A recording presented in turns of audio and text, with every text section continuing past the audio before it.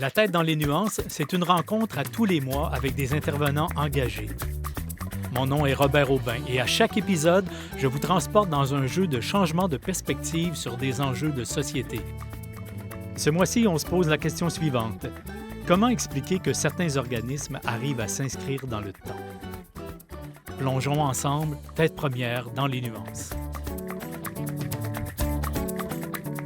Bienvenue à vous tous et toutes, chers spectateurs. Merci d'être fidèles à notre rendez-vous pour cette autre émission de La tête dans les nuances. Ce mois-ci, la thématique s'inscrit, je dirais, dans une dynamique de reconnaissance et dans un partage des meilleures pratiques. Que ne fut pas notre étonnement de constater que dans notre saison 2023-2024, de très nombreux organismes de chez nous allaient célébrer des anniversaires importants. Alors, on a voulu savoir comment ces organismes font pour assurer la pérennité et durer dans le temps. Pour n'en citer que quelques-uns, on pourrait parler, entre autres, du 60e anniversaire des Petits chanteurs de la Maîtrise du Cap, du 50e anniversaire de l'École internationale de français, du 50e anniversaire du Conservatoire de Trois-Rivières, du 40e anniversaire du Gala Sport Hommage, et j'en passe un et un autre. Alors, comment expliquer une telle vitalité? Comment expliquer l'atteinte de cette pérennité dans une société qui nous laisse parfois l'impression que ses citoyens s'engagent de moins en moins? Quels sont les secrets organisationnels de ceux qui ont permis de durer? Alors, on ne pouvait évidemment pas recevoir tous les organismes dans notre modeste studio. Nous avons lancé quelques invitations et j'ai le plaisir d'accueillir des représentantes de 3 organismes avec lesquels nous allons tenter de répondre à la question: comment expliquer que certains organismes arrivent à s'inscrire dans le temps? Et je vous les présente à l'instant. On a d'abord le plaisir de recevoir Mme Shahnaz Moussa. Bonjour, merci d'avoir accepté notre invitation. Elle est directrice de l'organisme Le Traversier, un centre de jour et d'entraide en santé mentale qui souligne ses 35 ans, si mes calculs sont bons. Elle est également détentrice d'une licence en sciences de l'éducation de l'Université de La Réunion et elle a diversifié ses compétences, notamment en éducation spécialisée en PNL, programmation neurolinguistique, et également par une certification en coaching neuroactif. On aura l'occasion de revenir sur chacun de ces éléments, probablement davantage dans le tête-à-tête. On reçoit également Mme Joanne Blais. Merci d'être là. Alors, vous la connaissez probablement, sinon elle est directrice de la table de concertation du mouvement des femmes en Mauricie, qui, eux, célèbrent leur 40e anniversaire. Quand même, ça mérite nos félicitations. Elle est diplômée en récréologie de l'Université du Québec à Trois-Rivières avec un double profil, gestion et aménagement, de même que tourisme. On verra plus tard comment on s'est éloigné de cette formation pour arriver là où elle est maintenant, mais elle est également, pour les intéressés, professeure de yoga. Qui sait, ça peut peut-être aider dans nos vies un peu tumultueuses. Et pour compléter ce trio, j'ai le plaisir d'accueillir Mme Valérie Delage. Merci d'être là aussi. Alors, vous la connaissez peut-être comme directrice générale du Comité de solidarité de Trois-Rivières. C'est l'aîné des organismes dans la table ronde que nous avons aujourd'hui, puisqu'ils fêtent présentement leur 50e anniversaire. C'est quand même un fait notable. C'est une scientifique de formation avec une licence en biologie cellulaire et physiologie de l'Université de Tours en France, une maîtrise en sciences et techniques en ingénierie des milieux aquatiques et des corridors fluviaux de la même université. Juste le dire, c'est impressionnant. Imaginez ce qu'on peut faire avec un tel diplôme. De même qu'une maîtrise en sciences biologiques de l'Université de Montréal. Et elle œuvre maintenant dans un tout autre secteur. On trouvera bien quelles ont été les ramifications par lesquelles elle est arrivée là où elle est, mais je vous réserve ça pour les tête-à-tête. Mais comme on est en train de parler de ces anniversaires que vous soulignez tous et toutes auprès des organismes que vous dirigez, bien, on ne va pas se priver de les présenter, ces organismes-là. Et notre premier tour de table sera donc de présenter l'organisme. Et là, c'est le défi. Je vous donne, par exemple, 3 ou 4 minutes pour présenter votre organisme, en dire en gros la mission peut-être, les faits marquants. Et s'il y a un fait marquant qui souligne votre anniversaire, auquel vous voulez absolument que nos auditeurs et moi-même n'échappions pas, bien, ce sera le moment de le dire. Alors, je tire au sort ou j'y vais par ordre alphabétique, ou la première qui veut se lancer pour me présenter son organisme lève le doigt. Alors, j'irai avec Mme Blais, qui a choisi le rire plutôt que le doigt. Alors, la table de concertation du mouvement des femmes de la Mauricie, 35 ans. 40. 30 ans. 40, c'est encore mieux. Oui, c'est vrai. 35 ans, c'est la traverse. Bon, La table de concertation, c'est un regroupement régional. Donc, ça veut dire qu'on a une vie associative avec des membres. On est un regroupement régional féministe. Des membres qui sont des membres individuels ou corporatifs? C'est les deux. On a des groupes qui sont membres, des groupes de femmes communautaires, et on a aussi des femmes qui sont membres à titre individuel. On a pas loin de 70 membres actuellement. Et on est un regroupement régional, mais féministe. Donc, on est là pour défendre les droits des femmes, pour améliorer les conditions de vie des femmes.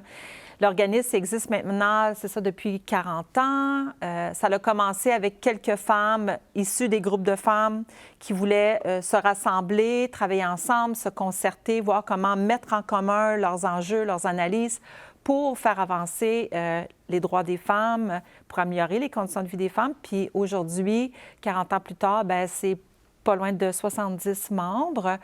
Et bien, moi, ça fait à peu près 20 ans que je suis là. Depuis que moi, je suis là, je peux vous parler de ce que la table le fait. Donc, on s'investit particulièrement pour la santé et le bien-être des femmes, la lutte contre la pauvreté et la violence. Aussi l'autonomie économique des femmes, l'autonomie économique et sociale des femmes. Puis parfois, ça va passer par l'accès à l'emploi, l'employabilité des femmes.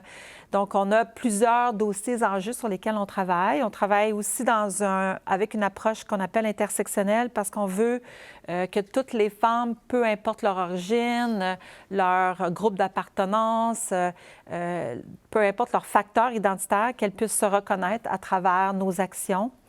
Donc, en fait, on est là pour les femmes, mais ça passe à travers nos membres, qui sont des groupes de femmes et communautaires qui travaillent, elles, sur le terrain avec les femmes. Donc, on les rassemble, on les concerte, on essaie de faire avancer aussi des demandes, des revendications. On va se mobiliser, s'il le faut, dans la rue. Fait que ça va arriver que vous allez nous voir dans la rue, vous allez nous voir dans les médias, prendre la parole sur des enjeux qui peuvent toucher les femmes. Donc, on est là vraiment pour porter la voix des femmes de notre région. Puis on travaille ça en collaboration avec des groupes à travers le Québec. On n'est pas seul.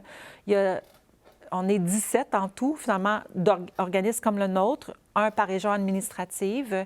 Et on a un organisme provincial qui chapeaute tout ça. Donc, on travaille vraiment tout ensemble pour faire avancer les droits des femmes. En ce moment, les enjeux les plus criants, c'est quand même les enjeux d'autonomie économique des femmes, la lutte à la pauvreté, la lutte aussi pour les droits des femmes, le droit au logement. Parce qu'on sait qu'en ce moment, avec la crise du logement, que c'est un enjeu qui touche particulièrement les femmes. Et évidemment, les violences vécues par les femmes dans les dernières années, entre autres pendant la pandémie, il y a eu des records de féminicides. C'est pas des choses desquelles on se réjouit. Donc, il faut continuer à se mobiliser pour ça, pour qu'il y ait moins de violence, moins de pauvreté, puis que les femmes et nos filles puissent avoir des meilleures conditions de vie là, dans l'avenir. Et après 40 ans, est-ce que vous avez quand même le sentiment d'être installé sur de meilleures bases? La situation a-t-elle progressé à ce point que ça devienne presque encourageant de continuer la bataille parce qu'on a conscience du chemin qui a été fait, ou bien on vit un peu le jour de la marmotte et on a l'impression de se battre toujours pour les mêmes causes? Bon. Moi, ça fait 20 ans que je suis là. C'est sûr que des fois, on a l'impression un peu de tourner en rond, d'être un peu comme le chien qui court après sa queue, dans le sens qu'on a l'impression des fois, ou l'expression, des fois, je dis, quand que je participe à des concertations régionales, quand que je porte la voix des femmes auprès des élus, des fois, j'ai l'impression d'être un vieux disque qui saute. C'est ça que je dis des fois. C'est parce que j'ai l'impression de répéter souvent les choses. Parce que, tu sais, les gens dans les postes de pouvoir changent, les élus changent. Mais on avance, ça, c'est clair. Tu sais, des fois, il faut comme voir ça comme un escalier, je pense. Donc, on fait des petites avancées, puis à un moment donné, on dirait qu'on stagne un peu, puis là, hop, on a réussi à aller chercher quelque chose de plus. Mais des fois, ça arrive qu'il y a une petite craque, puis qu'on a une perte d'acquis. Malheureusement, ça arrive. Il faut toujours être vigilante. Par exemple, l'accès, le droit à l'avortement, c'est toujours quelque chose qui est fragile, qui est remis en question, qu'il y a des élus, entre autres, qui peuvent arriver avec des motions, des projets de loi.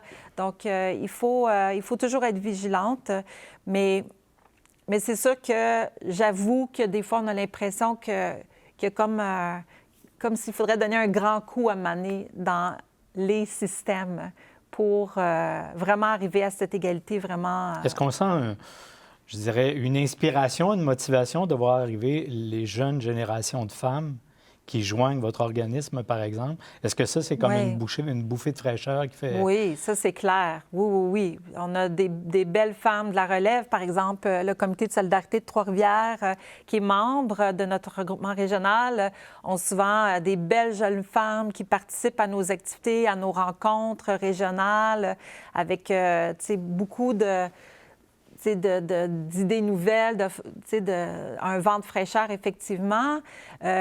Aussi, les femmes issues des communautés immigrantes, autochtones, qui arrivent aussi avec d'autres façons de voir les choses, d'autres valeurs, d'autres conceptions. Donc, on se renouvelle constamment. Moi, je pense que c'est quand même un mouvement, le mouvement des femmes en Mauricie, mais au Québec, qui est un mouvement qui est très... c'est un mouvement. C'est vraiment quelque chose qui est en mouvement, puis qui est toujours à essayer de se renouveler, d'aller chercher des nouvelles façons de faire, de dire, de voir les choses. On est souvent précurseurs dans beaucoup de luttes. Fait que moi, je pense qu'il y a de la belle relève, effectivement. On va y revenir. Merci. Mais je vais profiter de votre passe sur la palette au Comité de solidarité pour demander à Mme Delage de nous présenter son organisme, sa mission et peut-être les hauts faits de cet anniversaire, 50e anniversaire, qui est en plein déroulement. On est en pleine festivité. Donc, le Comité de solidarité, c'est un organisme dont la mission est de voir un monde plus juste, plus solidaire, équitable, féministe, écologique, rien que ça, vous allez me dire, pacifique surtout, puis un monde affranchi, en fait, de la domination politique, économique et militaire sur ces peuples, disons. Donc, on fait beaucoup d'activités au niveau régional de sensibilisation. On appelle ça l'éducation à la citoyenneté mondiale. Donc, on essaie de faire prendre conscience aux gens du fait qu'on est des citoyens du monde, puis que notre mode de vie, nos actions, très localement, dans notre petit coin du monde, ça a un impact sur ce qui se passe partout ailleurs dans le monde et inversement, on est tous interreliés. Donc, comment on peut bien vivre ensemble, tout le monde sur notre petite planète, notre petite boule, et puis faire en sorte que tout le monde vive dignement partout et ne soit pas nécessairement touché par nos modes de vie à nous. Et puis, en même temps, on a des partenariats aussi avec des gens dans des petits organismes dans des pays qu'on appelle du Sud global, donc au Burkina Faso, en Haïti, à Cuba.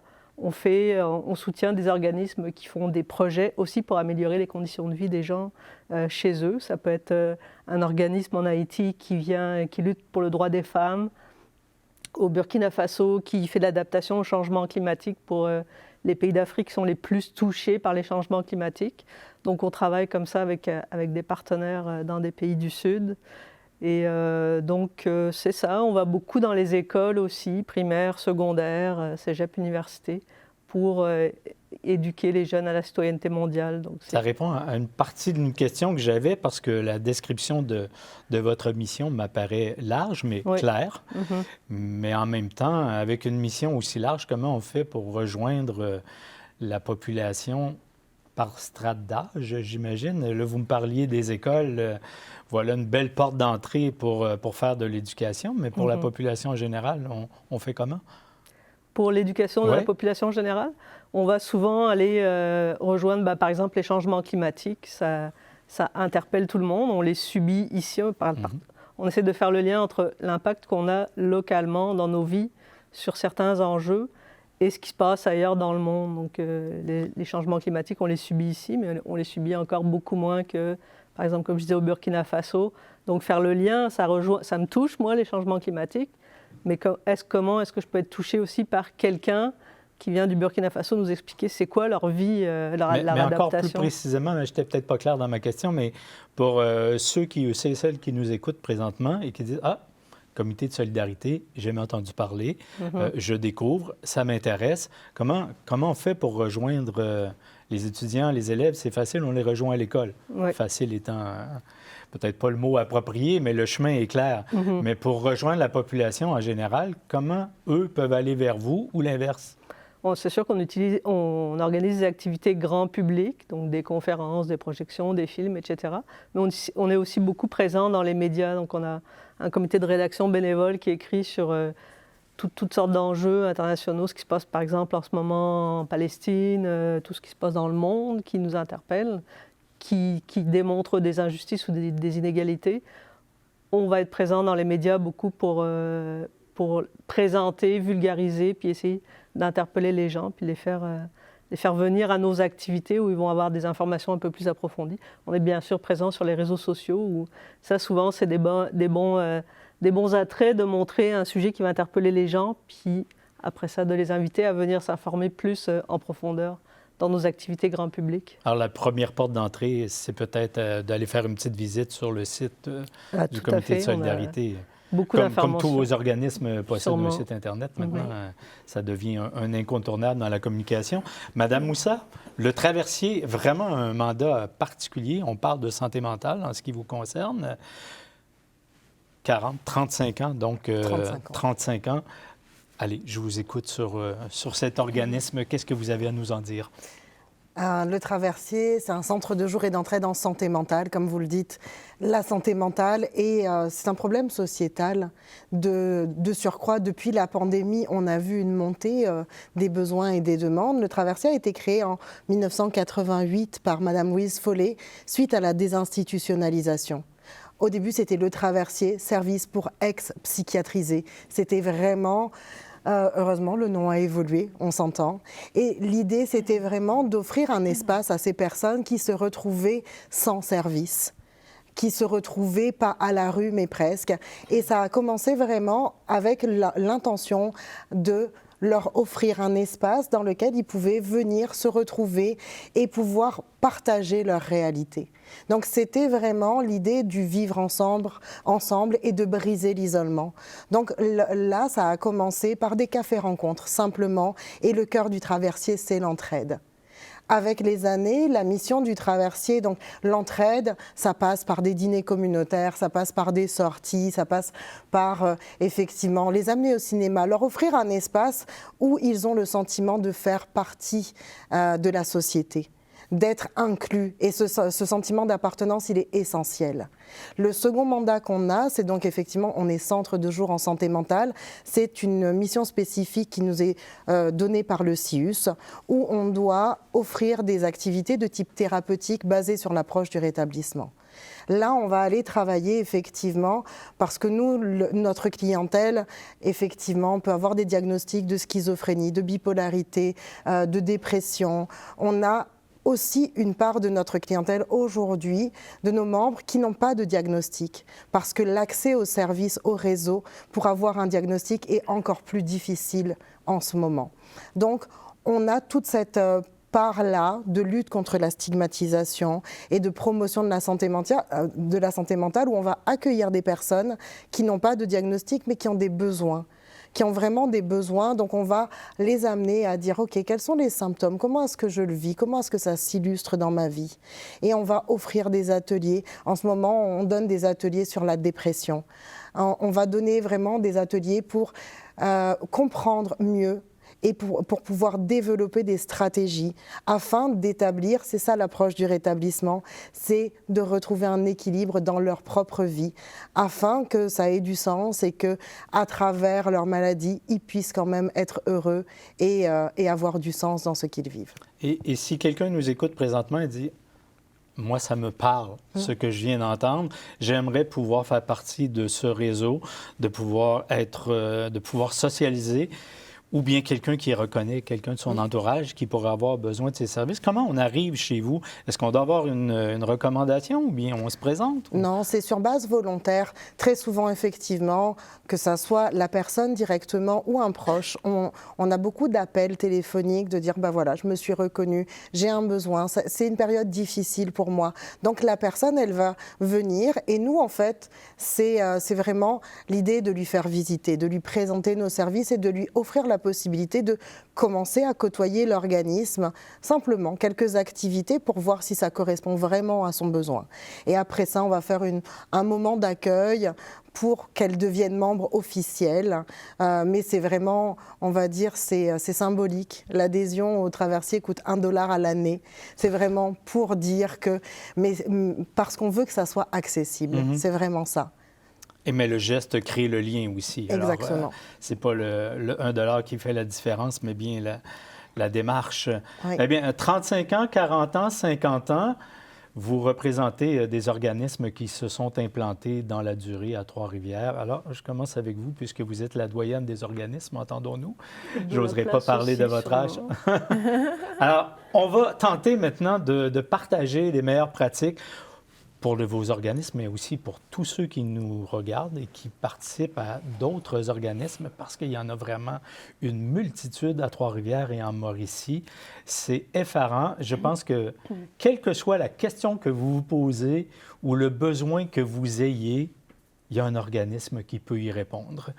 La problématique étant souvent de le trouver. Mais il y en a un, je vous le confirme, pour en avoir visité des dizaines. C'est effarant les services qui sont offerts chez nous. Mais comment on fait pour durer? Comment on fait pour assurer le renouvellement de la communauté, que ce soit les travailleurs très proches qui travaillent dans l'organisme ou tous ceux qui y gravitent autour? Comment on fait pour maintenir, dans votre cas, le comité de solidarité, c'est beaucoup axé sur le militantisme aussi, j'imagine. Comment on fait pour maintenir la ferveur, pour renouveler la clientèle auprès des jeunes? Bref, comment vous avez fait pour arriver à 50? Bien, d'abord, moi, ça fait juste 2 ans que je suis à la direction, fait que je ne m'attribuerai pas le mérite de la durée de l'organisme. Non, mais vous avez l'histoire. Mais l'histoire, justement, on parlait de militance, puis je pense que, oui, ça peut être difficile de garder l'intérêt des militantes puis des militants, mais en même temps, je pense que pour nous, le comité de solidarité, c'est notre force. L'organisme est né du coup d'État au Chili en 1973.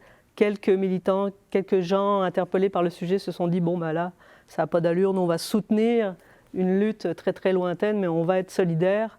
Le comité de solidarité est né de ça, puis ça a perduré pendant 50 ans. Au travers de l'histoire, tous les gros événements historiques qui ont eu lieu, des membres du comité se sont mis ensemble, puis ont défendu des causes qui nous paraissaient justes. Et je pense que c'est le secret de durer, c'est que peu importe ce qui arrive au comité, dans son organisation, sa structure, les aléas financiers, les périodes plus difficiles, il y a toujours des gens qui sont là pour tenir le fort, puis être engagés pour des causes qui sont plus grandes que nous. Puis il y a un réseau aussi large de gens engagés, d'altermondialistes, comme on les appelle. Mais nous, on est un peu le réceptacle de ces mouvements-là sociaux, de ces mouvements-là du peuple, entre guillemets, qui sont actifs, peu importe qu'on soit là ou pas. Donc c'est un peu notre résistance, c'est ça. Donc il y a...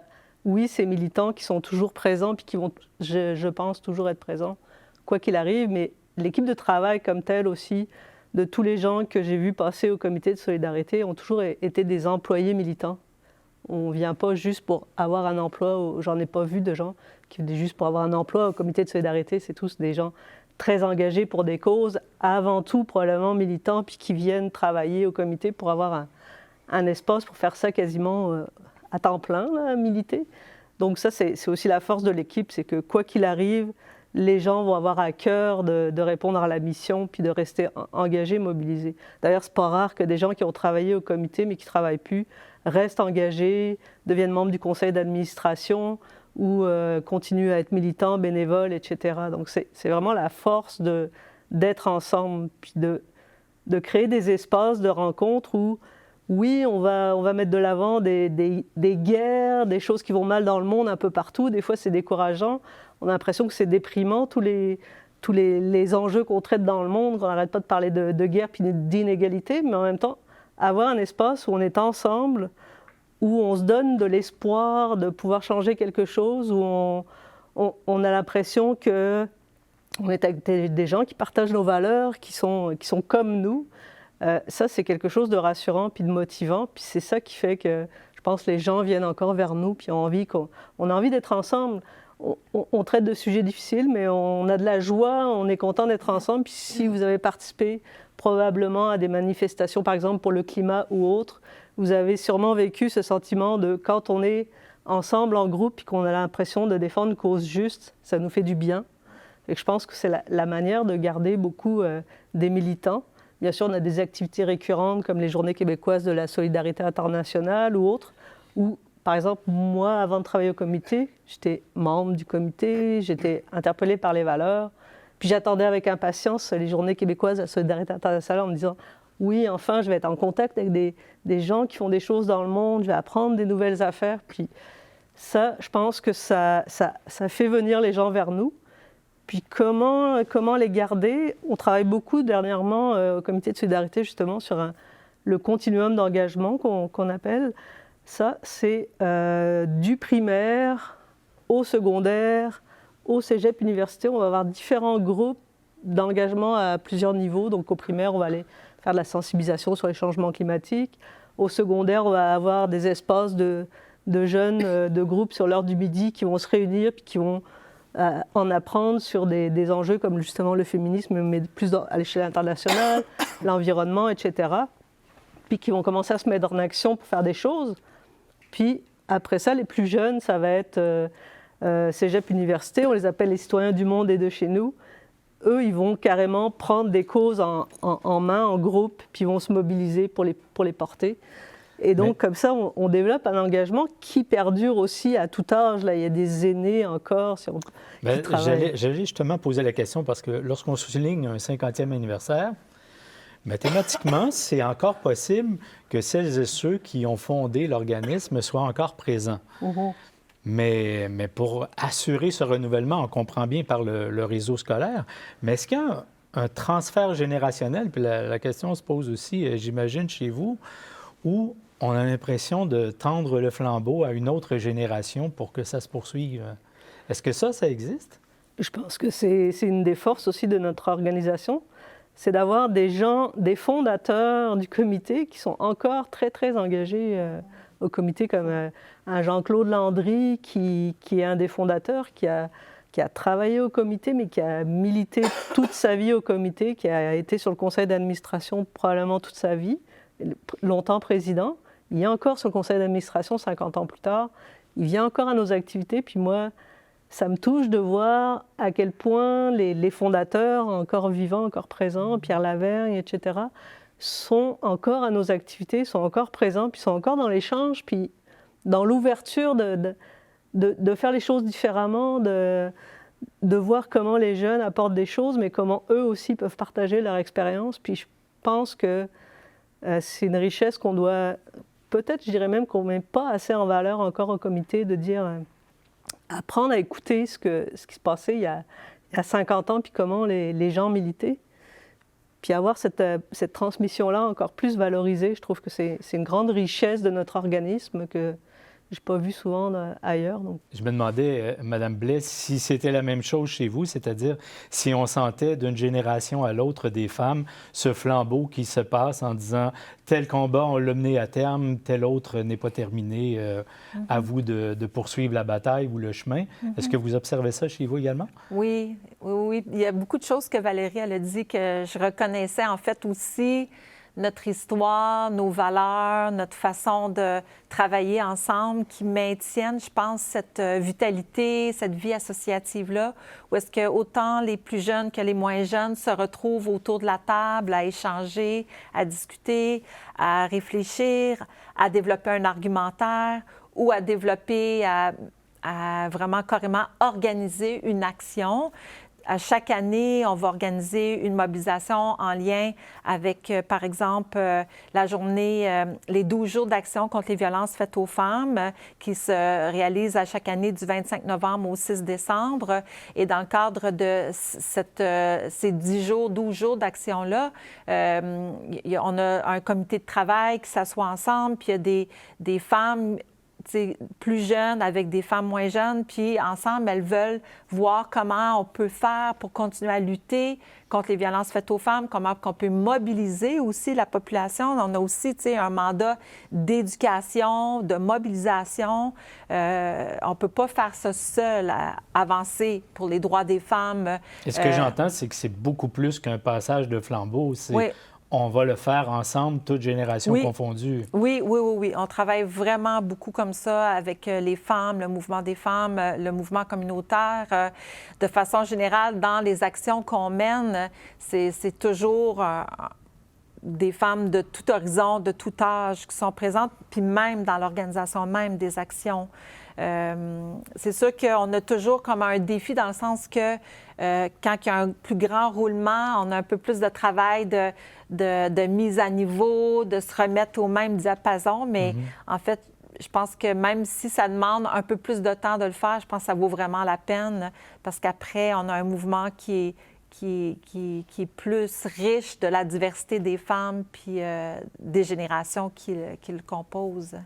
Merci. Madame Moussa, je ne sais pas si cette image du passage de flambeau, ça s'applique à votre organisme, puisque les membres qui en font partie sont plutôt des bénéficiaires que les acteurs. À vous de me le dire. Dans le fond, je suis en train d'essayer de répondre à une question dont je ne connais pas la réponse. Mais je vous dirais qu'on a des membres qui ont été là à la naissance de l'organisme et qui sont toujours des membres actifs. Et je trouve ça beau. C'est vraiment l'esprit famille qu'on se crée quand on vient au Traversier.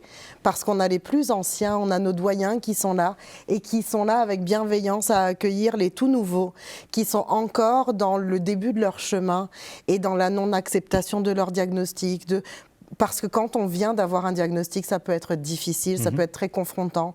Et on a des membres très anciens qui sont là depuis le tout début et qui leur ouvrent la porte et qui les accompagnent en fait dans ce chemin.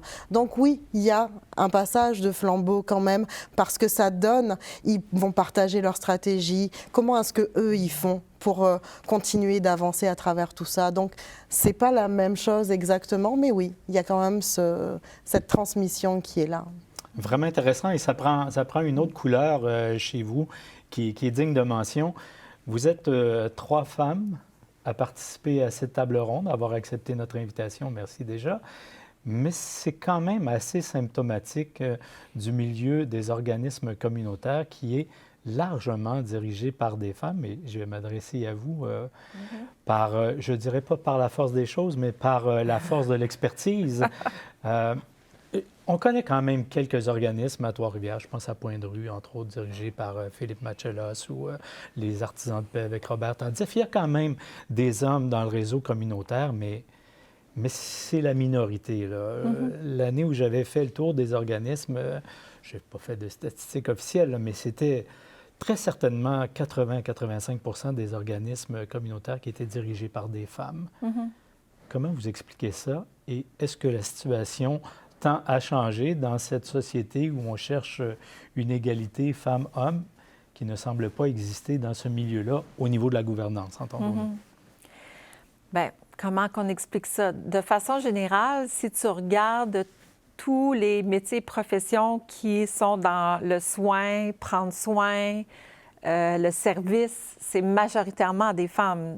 Donc, même dans le système de santé, quand tu es dans les métiers à prédominance féminine, tu es dans les soins de santé, les services communautaires, tu es aussi dans tout ce qui est le service là, au niveau de l'hôtellerie, du commerce de détail.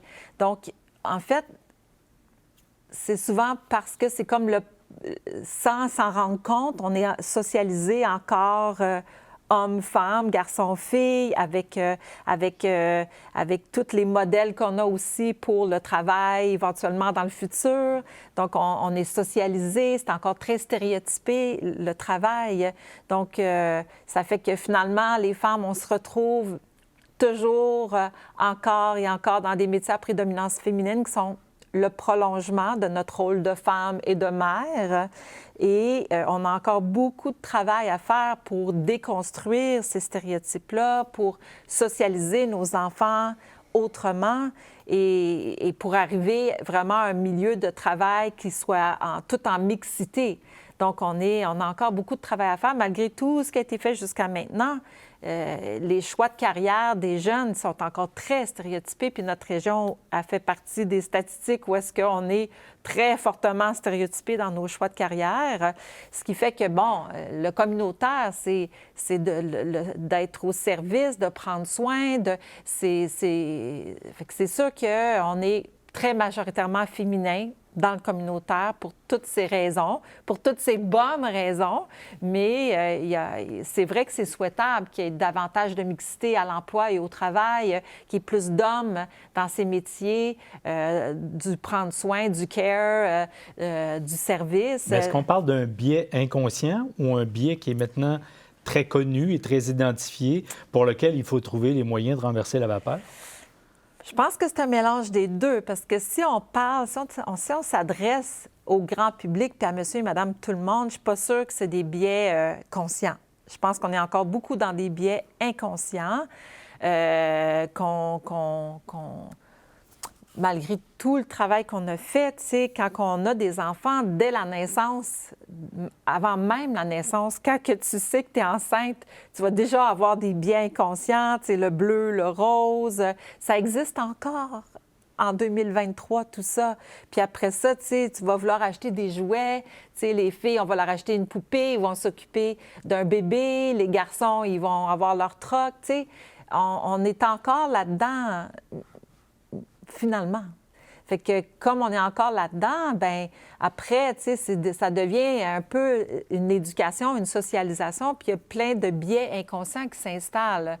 Donc, mais il y a des éléments de tout ça qui sont conscients quand on arrive à un certain âge, à l'adolescence, à l'âge adulte, où est-ce qu'on peut conscientiser certains de ces biais-là ou de ces idées préconçues. Mais je pense pas que ça soit quelque chose qui soit, mettons, un acquis pour tout le monde. Oui, je pense qu'on a encore beaucoup de choses à faire. Oui. Est-ce que tu penses que ça serait pensable ou même pertinent que, par exemple, ton organisme engage un homme pour défendre les causes féministes au niveau local? Moi, je pense que pour les groupes de femmes qui travaillent sur les enjeux pour les femmes et les droits des femmes, je pense que c'est important que les femmes continuent à prendre la voix, prendre la parole pour les femmes. Parce que je pense qu'il y a des hommes qui peuvent être des alliés, prendre la parole en tant qu'alliés pour appuyer les femmes. Mais je pense que c'est important que les femmes, dans la quête de leur égalité, de leurs droits, de leurs pleins droits, puis de leur égalité vraiment dans les faits, qu'elles continuent à être celles qui prennent la parole, qui assument le leadership de leur pleine participation. Moi, je pense que les hommes peuvent être des alliés, mais ils ne doivent pas prendre la parole à la place d'eux. Comme on ne devrait pas prendre la parole à la place des communautés autochtones. Mm-hmm. Moi, je pense sincèrement que ces personnes doivent parler pour elles, par elles, puis on doit être avec elles en alliance. Fait que pour moi, c'est la même chose. Mm. Je poserais la même question, peut-être un peu différemment à vous deux, parce que votre arrivée dans le milieu communautaire à la tête des organismes que vous dirigez, est-ce que c'est parce que c'est le milieu communautaire qui vous appelait ou c'est la mission de l'organisme pour lequel vous avez choisi d'œuvrer qui vous a amené à occuper le poste que vous avez, nonobstant que ce soit du milieu communautaire ou pas? Bien, dans mon cas, je travaillais déjà dans un organisme communautaire avant de travailler au comité de solidarité comme intervenante. Donc, j'étais vraiment dans le stéréotype de la femme qui prend soin des gens dans un milieu communautaire, dans un organisme communautaire. Au comité de solidarité, c'est plus mixte parce que je dirais que le côté militant, le côté rédaction dans les médias et tout ça, ça attire peut-être plus des hommes. Et quand je suis arrivée au comité, j'étais la première femme directrice générale en 2021. Donc pour un organisme qui se dit féministe, c'était quand même et étonnant. qui souligne ses 50 ans avec votre nomination, presque. Oui, c'est ça, il était temps. Notre présidente aussi est devenue une femme il n'y a pas si longtemps. Donc c'est ça, nous-mêmes, on a quand même des biais, on va dire, des biais sexistes, si on veut. Mais c'est ça, on est un organisme plus mixte, on est plus paritaire encore maintenant. Il y a des hommes qui travaillent au comité de solidarité presque autant que des femmes. Mais on pourrait dire quand même que dans les rôles, ça reste un peu stéréotypé au niveau des rôles.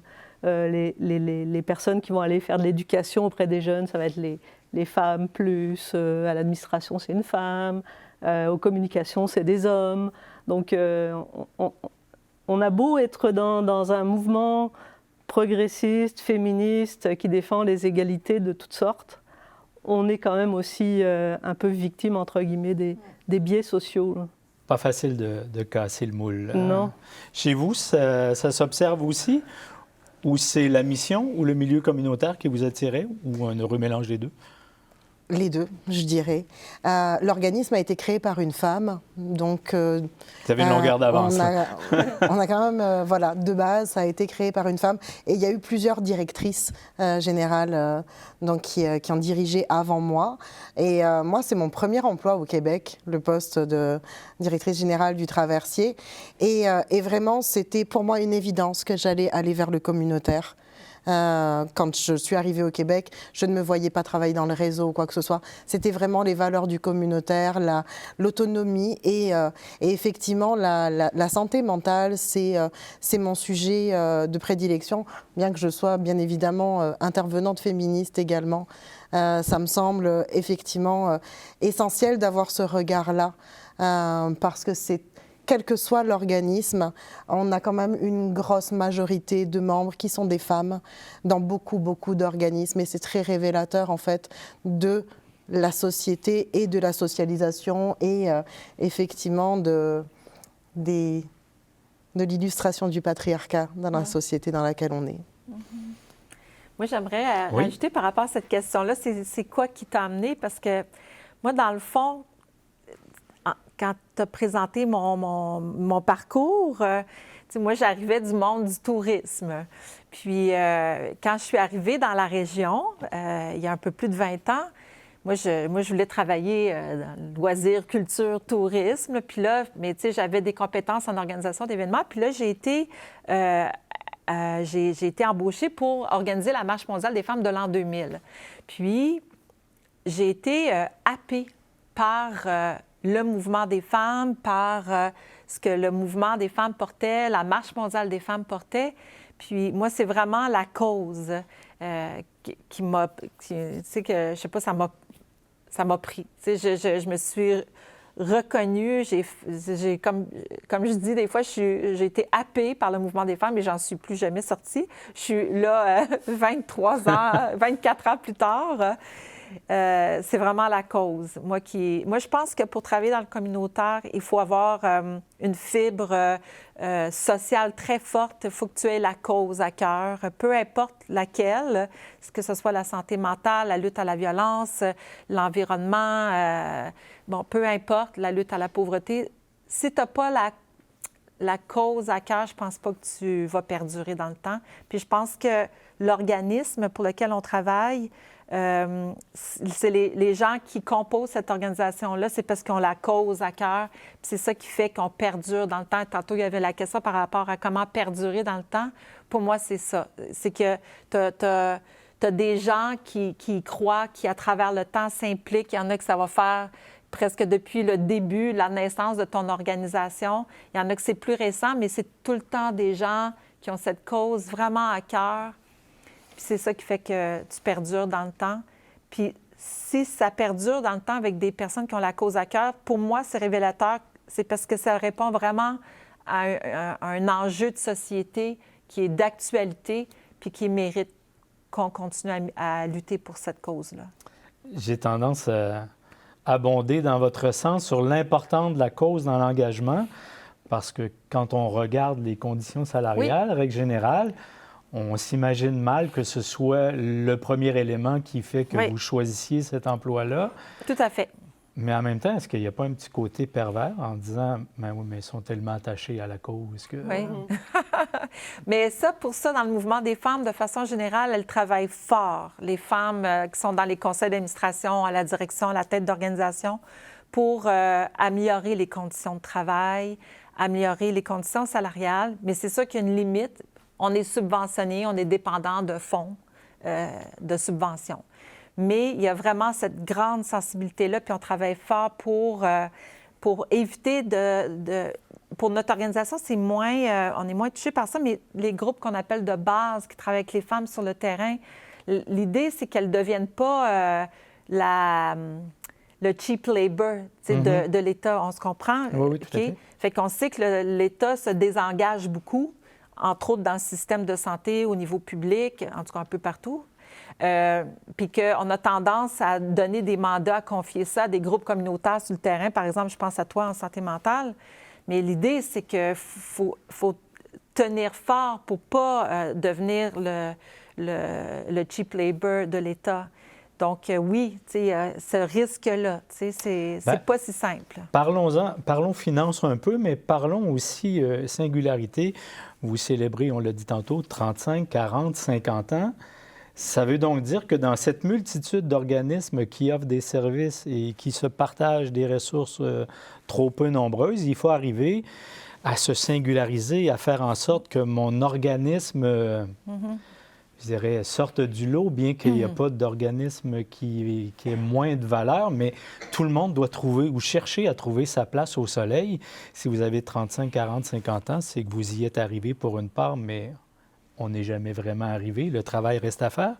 Comment on fait? Est-ce que ça passe par une plus grande autonomie, par du financement hors subvention des gouvernements? Comment vous arrivez à placer votre organisme au sein de cette panoplie qui est offerte, à tirer votre épingle du jeu? Je commence avec vous, Mme Moussa. C'est effectivement un enjeu. Comment est-ce qu'on peut répondre à notre mission? L'essentiel, c'est de se réinventer. C'est de réfléchir. Moi, à la direction générale, c'était un de mes enjeux quand je suis arrivée en 2021 au Traversier. Le Traversier, on a un grand territoire. C'est Trois-Rivières, le Cap de la Madeleine, MRC-Deschenaux jusqu'à Sainte-Anne-de-la-Pérade, Pointe-du-Lac et Saint-Étienne-des-Grès. Pour un organisme communautaire, c'est quand même un très grand territoire. On a notre siège social à Trois-Rivières et un point de service qu'on avait au Cap de la Madeleine qui, depuis la pandémie, n'avait quasiment plus de fréquentation. Donc la réflexion, c'était comment est-ce qu'on fait ça? Comment est-ce qu'on va donner des services et rencontrer les gens? Et vous parlez de singularité, moi c'était ça mon enjeu, comment est-ce que je peux faire ça? Et en fait, pour le 35e, on a créé quelque chose qui est totalement innovant. On vient de lancer, de mettre sur la route, littéralement, le premier centre de jour mobile en santé mentale du Québec, qui va nous permettre, en fait, on a acheté une caravane qu'on a totalement aménagée pour qu'elle puisse sillonner les routes et aller à la rencontre des personnes qui ont des enjeux en santé mentale, qui ont des besoins et qui sont dans les régions les plus éloignées. Donc, ça fait partie de ce qu'on est capable de créer dans le communautaire, parce que ça permet, avec des ressources qui restent quand même limitées, en personnel, en ressources humaines, mais ça nous permet effectivement de couvrir notre secteur, de couvrir notre territoire et de répondre à notre mission. Et ça, vous y arrivez de façon totalement autonome ou vous avez des partenaires privés qui ont dit « on croit à la cause et on vous supporte » ? Alors là, ça a été la vente du point de service de la bâtisse du Cap de la Madeleine nous a permis de financer effectivement ce projet. Mais effectivement, lors du 35e, on a fait appel pour faire une levée de fonds. On a organisé notre événement où on a eu une levée de fonds avec des entreprises qui ont fait des dons, effectivement. On a également eu un don de M. Boulet, qui a la santé mentale vraiment à cœur. On a également M. René Villemur qui a souligné. Donc on a une reconnaissance et on sait très bien que là, on est dans cette phase-là qui nous permet peut-être demain, on est dans les démarches pour aller peut-être chercher des subventions supplémentaires pour soutenir ce projet. Mais c'est un projet qu'on est en capacité de financer déjà. Donc, c'est ça. Merci. Madame Delage, j'ai l'impression que le comité de solidarité, déjà, est dans une case à part parce qu'il n'y a pas d'équivalent. Et ça ne fait pas partie, par exemple, du grand réseau des services de la santé. Est-ce que ça ne vous donne pas une petite longueur d'avance en disant notre organisme est déjà particulier par rapport à la multitude d'offres de services? Oui et non, parce qu'on ne bénéficie pas non plus du réseau de la santé qui a une force de représentation auprès du gouvernement. Nous, on est plus représentés... Et des appuis financiers financiers. Au niveau du Québec, on est plus représenté par le ministère des Relations internationales et de la francophonie, qui est déjà un tout petit ministère. Puis l'enveloppe de la solidarité internationale à l'intérieur de ce ministère-là, elle est toute petite. Pour vous dire, c'est à peu près l'équivalent de ce que le gouvernement vient de distribuer pour attirer une équipe de hockey. Donc 7 millions de dollars, grosso modo, pour 70 organismes comme le nôtre dans tout le Québec. Donc, et le 7 millions, c'est par année, c'est pas pour une semaine d'activité. Donc ça donne une idée qu'on se partage une petite tarte à beaucoup d'organismes, fait que ça suffit pas. Mais depuis 3 ans, on a quand même été admissible enfin à un financement à la mission, parce que la plupart des organismes communautaires ont depuis longtemps au niveau de la santé et des services sociaux. C'est déjà un gain, mais il faut aller chercher d'autres sources de financement ailleurs. Puis, pour perdurer, il faut taper à droite, à gauche pour compléter notre financement. Et c'est un danger, je pense, au niveau de tous les organismes de ne pas aller chercher des subventions pour avoir des sous, puis être lié à devoir produire des projets qui nous mettent beaucoup plus de pression sur les épaules, qui demandent souvent de faire grandir l'équipe si on veut tout faire, mais après ça, il faut aller chercher de l'argent pour maintenir l'équipe. C'est comme un cercle vicieux. Oui. Et ça nous... Je pense que ça résonne pour tout le monde. Oui. Et ça nous éloigne souvent de notre mission. On se retrouve à faire des demandes de subventions sur des projets qui sont à peu près, mais pas trop dans notre mission. Finalement, on a un éventail de choses à faire qui... Juste pour être clair, parce que c'est assez, je pense, évident pour tous ceux qui sont autour de la table, mais pour ceux qui nous écoutent, peut-être ça les moins.